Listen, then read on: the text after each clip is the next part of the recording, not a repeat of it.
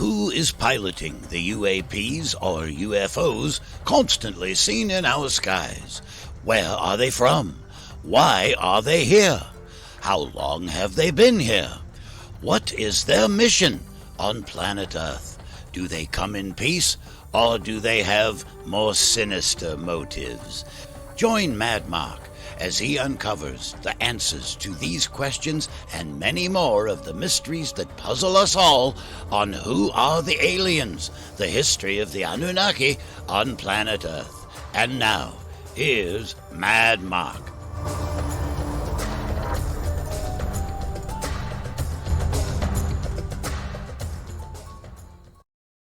Today's episode, the first human to visit Nibiru, and the true story of the biblical Cain and Abel.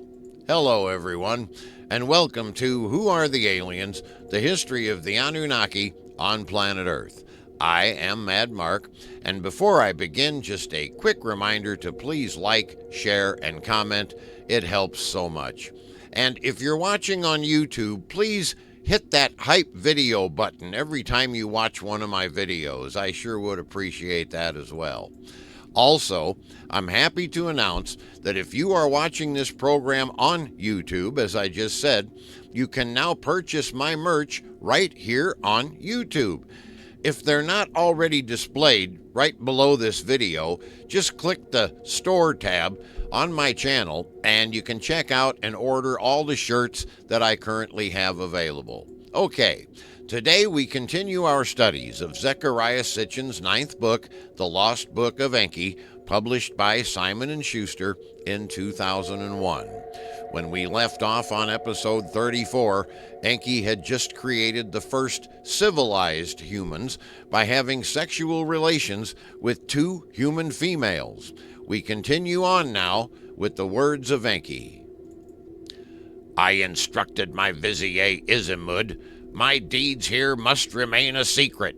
Let the newborns continue to be suckled by their mothers. Then, after a time, bring them to my home. We will tell everyone that we found these babies in the bulrushes floating in reed baskets. Izimud did as I instructed, and after a time he brought the newborns to my home, telling everyone the lie that I had concocted. My wife Enki fell in love with these children and raised them as her own. She named the male child Adapa and the female Titi. They were unlike all the earthling children that had been born before them, slower to grow up, but much faster learners. And Enki and I taught them many things. How to farm and shepherd we taught them, and through them the hunger of both the Anunnaki and the humans would be relieved. I contacted Enlil and passed on to him the lie that I was perpetuating. From the wilderness, a new type of earthling I have created, I informed him. They are greater in intelligence, and they have the ability to learn, not just follow instructions. I suggest that we instruct Nibiru to send us seeds and sheep so that these new earthlings can be taught to farm and shepherd. In this way, we can end the hunger for everyone here on Earth. Enlil pondered. How odd that a spontaneous mutation of earthlings should appear out of nowhere. This is most peculiar. Let us send word to Anu of this new development. We contacted Anu, and he was just as shocked as Enlil.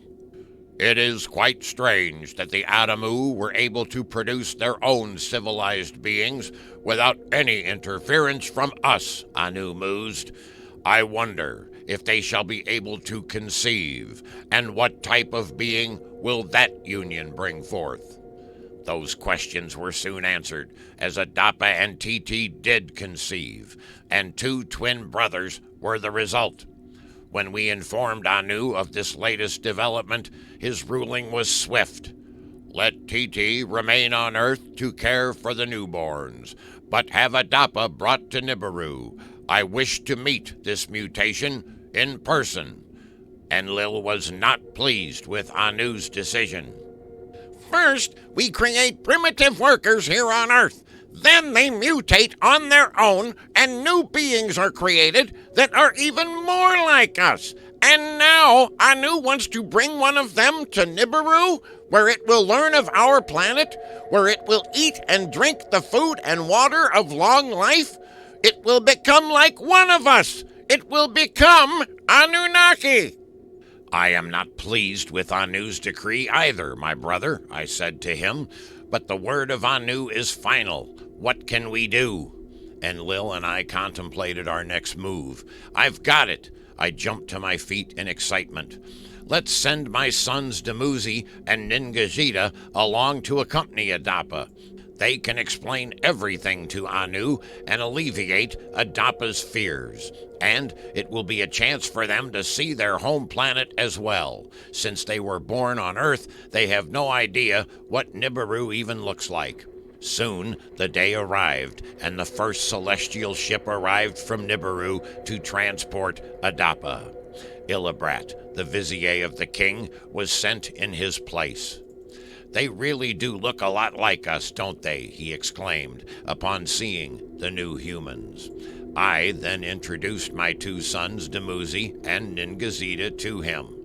I have selected them to accompany Adapa on his journey, I announced. Anu will be pleased to see his grandsons, he responded. I then pulled Adapa aside to convey to him some last-minute instructions. You will be traveling to our home planet of Nibiru, I explained, to be presented to His Majesty, our King Anu. You shall bow before him, speak only when spoken to, and give the shortest possible answers to any questions that you are asked. You will be presented with new clothing. When they are given to you, put them on. You will also be presented with bread. It will be like nothing you have ever seen on Earth. The bread is poison. Do not eat it. You will also be presented with an elixir in a chalice. It too is poison. Do not drink of it. My sons Dumuzi and Ningazita, I am sending with you on this journey. Do as they instruct you, and you will live through this experience. I will remember, Adapa responded. I then motioned for Adapa to board the ship, and I turned to my sons. Upon arriving on Nibiru, the both of you will be presented to my father, King Anu, I instructed them. You will bow and pay him homage. Do not be intimidated by the other princes and nobles. You are their equals. Your mission is to return Adapa back to Earth safely. Do not let yourselves be distracted by Nibiru's many delights and charms. This we shall remember, they responded. I then hugged my sons and placed a sealed tablet into the hands of Ningazita. Give this tablet to my father in secret, I whispered to him. The trio then boarded the ship and were presented to Illibrat. My sons were given the clothing of the Ijiji to put on. Like celestial eagles did they appear. Adapa was given a haircut and a shave. An eagle's helmet was placed on his head. He was also fitted with a spacesuit for the journey. And when all that had been accomplished, he was seated in between my sons. Then the signal was given, and the ship rose into the air. Adapa cried out in fear at the motion and the noise of the launch. But my sons comforted him, and the ship soon vanished from sight. Aboard the ship, as the Earth disappeared from view, Adapa's fear emerged once again. Please, take me back, he cried. Ningazita put his hand on Adapa's neck, and soon he was once again quiet. When they finally reached Nibiru, there was much excitement in the air. Everyone was excited to see the Earth-born sons of Enki and Adapa, the being from another world. Their first stop was to the palace, where Illibrat took them to a room where they could wash and then be anointed with perfumed oils. They were also fitted with fresh garments, and Adapa put his on as I had instructed him. The trio was then led to the throne room where many princes, nobles, heroes, and counselors had gathered. They were led towards the throne by Illibrat, Adapa first, and then my sons. From his throne, King Anu stepped forward. "My grandsons," he cried as he hugged and kissed them both. They were guided to seats on either side of the throne, and then Illibrat presented Adapa to the king. "Does he understand our language?" Anu asked. "Indeed he does," Illibrat responded. "Enki has taught him well." "Come forth," Anu pointed at Adapa. "What is your name and occupation?" Adapa approached the throne. "Adapa is my name, and I am servant of Lord Enki." Everyone in the room gasped in amazement at how clearly he spoke. "A wonder of wonders on earth has been attained," they muttered to each other. "Let us welcome our guests. Let the celebration begin," the king declared, and then led the procession to the royal ballroom where a great feast had been prepared. Adapa was offered bread, as I had told him he would be, but he did not eat. He was then offered the elixir of Nibiru, and again he refused, as I had instructed him. The king looked puzzled. "Why does this earthling reject our hospitality?" Anu demanded. He stared down at Adapa. "Why do you neither eat nor drink?" "Because my lord Enki instructed me not to," Adapa responded.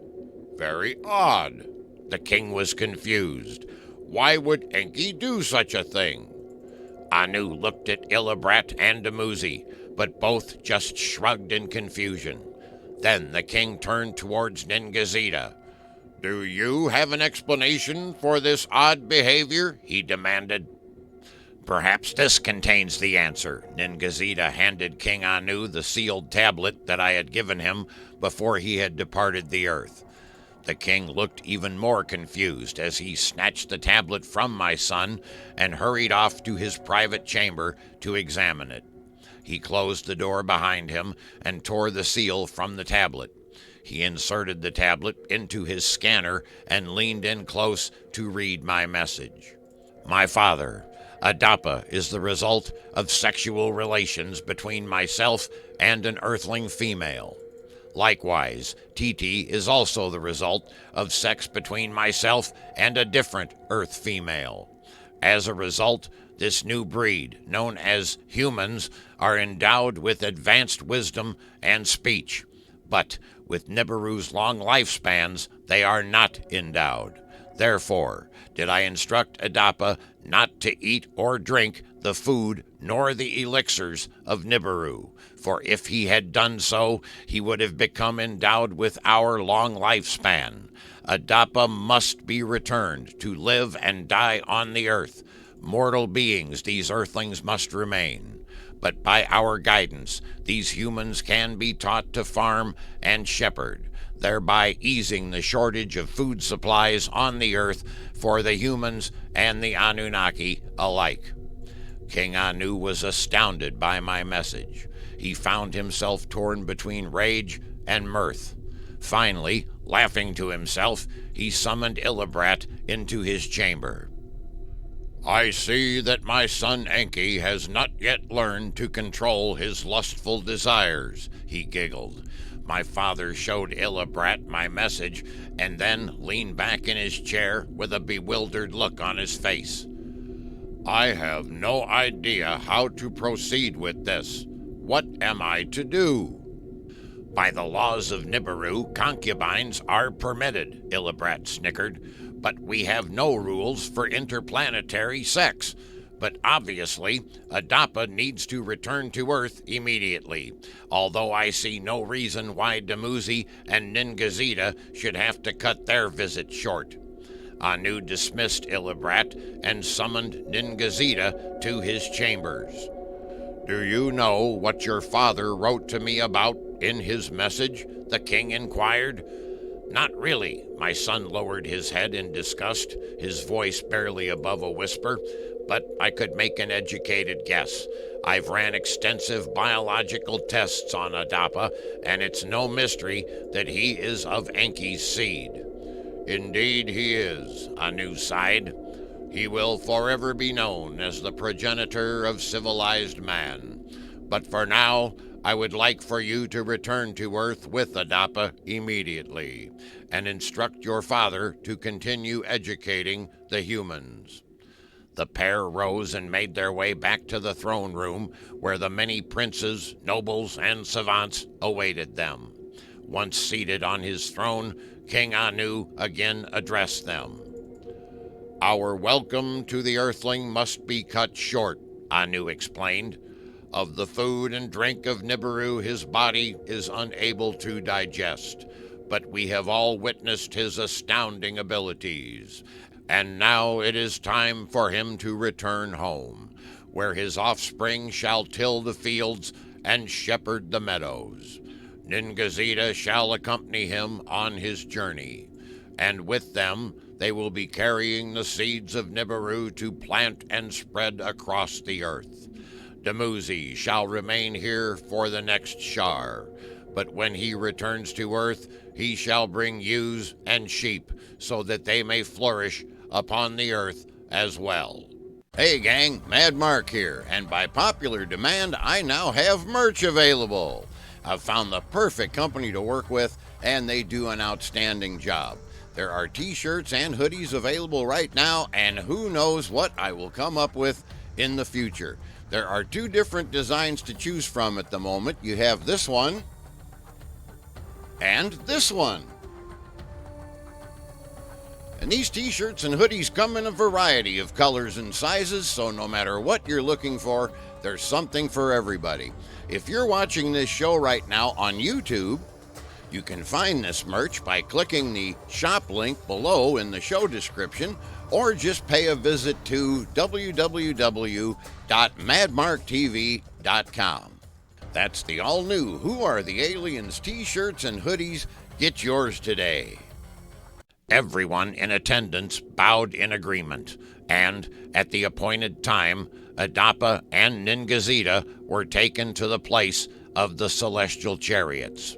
Anu and Dumuzi, Illibrat, and the counselors, nobles, and heroes all bid them farewell. As their journey home unfolded, Ningazida tutored Adapa on the planets they passed and the sun and the moon, how the months chase each other, and how each Earth year is counted.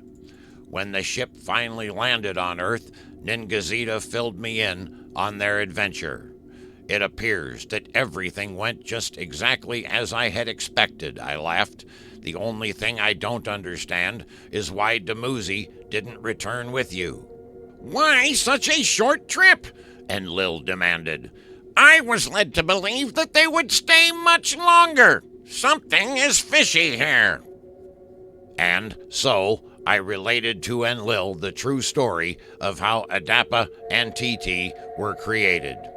According to our father, no rules have I broken, I stated, and I have ensured that there will no longer be hunger on Earth for Earthlings nor Anunnaki. No rules were broken? Enlil was furious. You have changed everyone's destiny.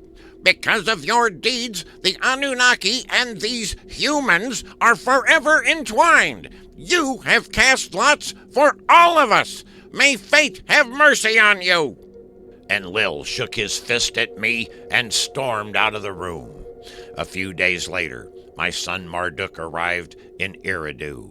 He had heard rumors and wished to clarify exactly what had taken place with Adapa on Nibiru. But Ningazida and I decided to only share part of the truth with him. The rest we would keep between us for the moment. Anu was very impressed with Adapa, I reported, and he instructed us to immediately begin teaching the humans farming and shepherding. Marduk studied Adapa and Titi and found them to be very impressive, and he took a liking to their 2 sons. While Ningazida instructs Adapa, let me teach the 2 boys, he suggested. Yeah, you can teach one of them, Enlil responded. Ninurta will instruct the other one. So Ningazita stayed in Eridu, where he could instruct Adapa in mathematics and writing.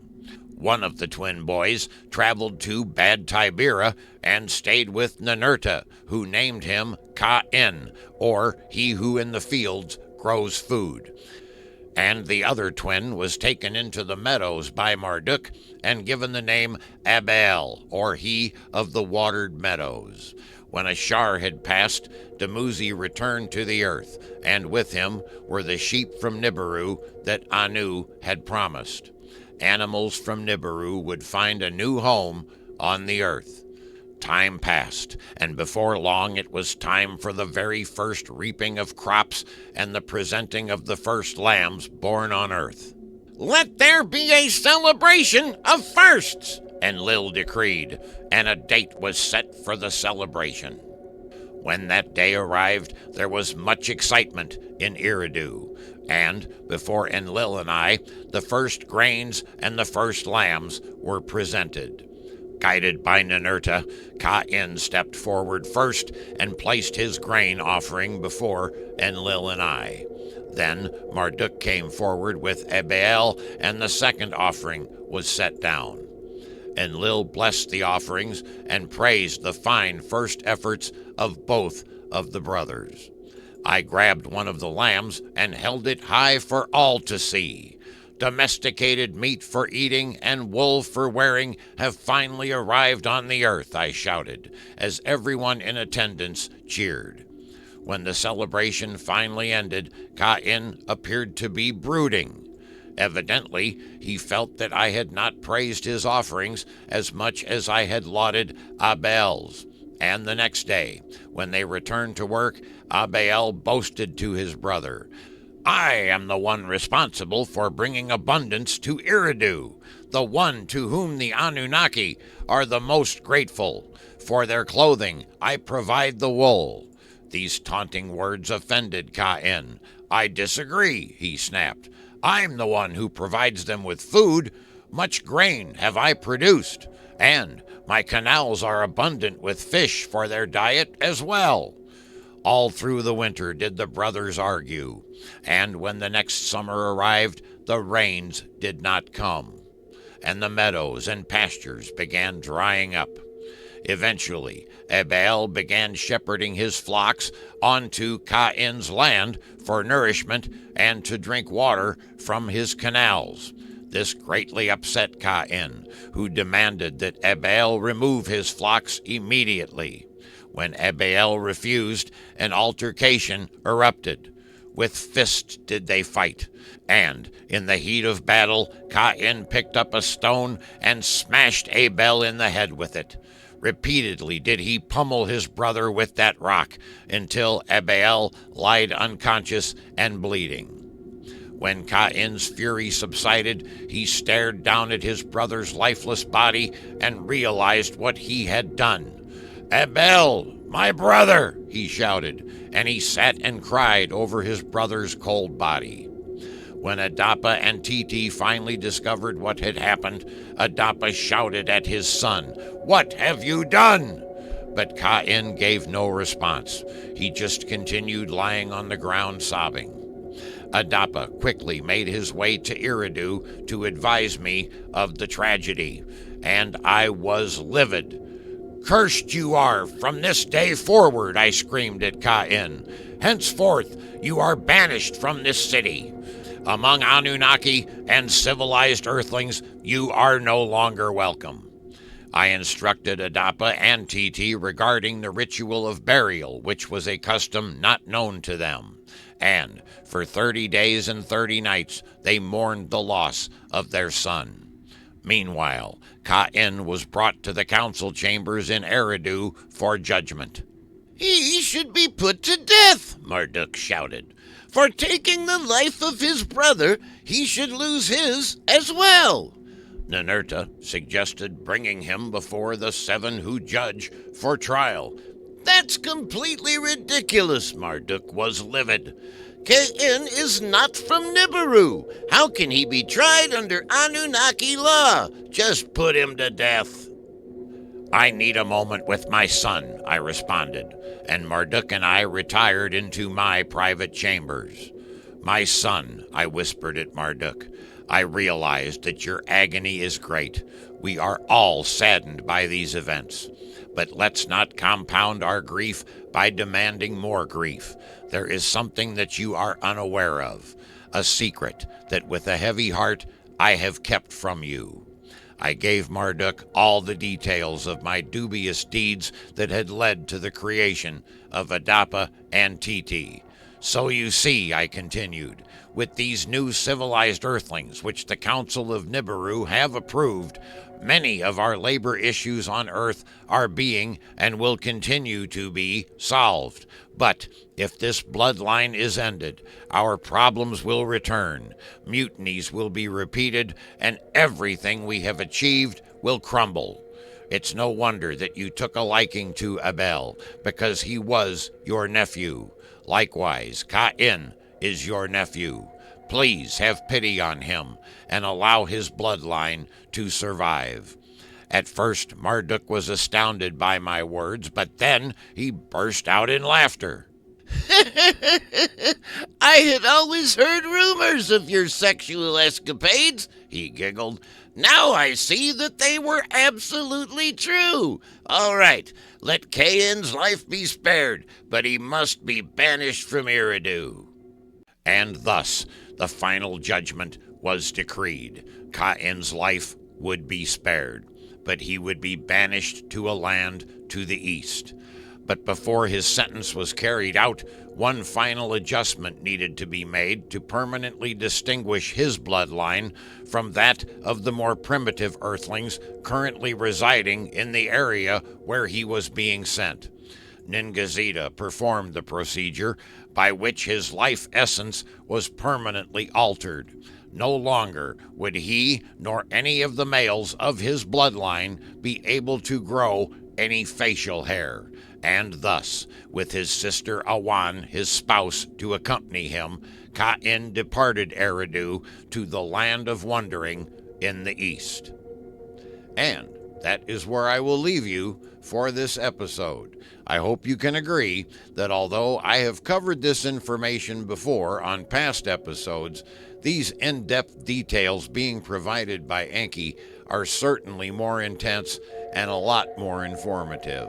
And you have quite a lot to digest there from this episode today, and we have so much more to cover and learn. I am Mad Mark, and I sincerely hope that you've enjoyed this episode.